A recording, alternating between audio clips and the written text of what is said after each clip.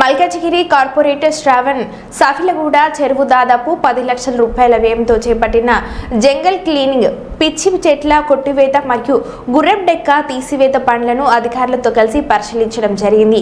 ఈ సందర్భంగా చెరువు చుట్టూ వాకింగ్ ట్రాక్ పూర్తి స్థాయిలో నిర్మించడం ద్వారా చెరువును శుభ్రంగా పెట్టుకోవచ్చని, తద్వారా గుర్రం డెక్క దోమల సమస్యలు కూడా తగ్గుతుందని అన్నారు.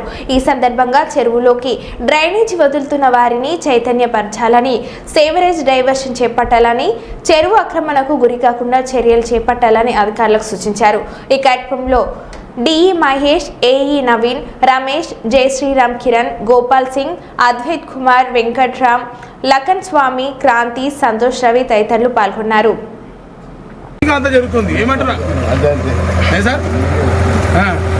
ఎస్పీ నగర్ కానివ్వండి, బలరాం నగర్ కానివ్వండి, చేది కానివ్వండి, అసలు డివిజన్లో జరుగుతున్న ప్రతి పని కూడా మా సోదరుడు రమేష్ అనేటువంటి ఒక డైనమిక్ వర్క్ ఇన్స్పెక్టర్ ఉండడం వల్లనే జరుగుతుంది. అంతా కూడా ఈజ్ ద లీడర్.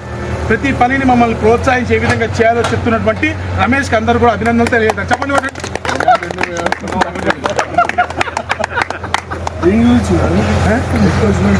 ఎంక్రోచ్మెంట్స్ కూడా అది ఫోటో కొట్టు.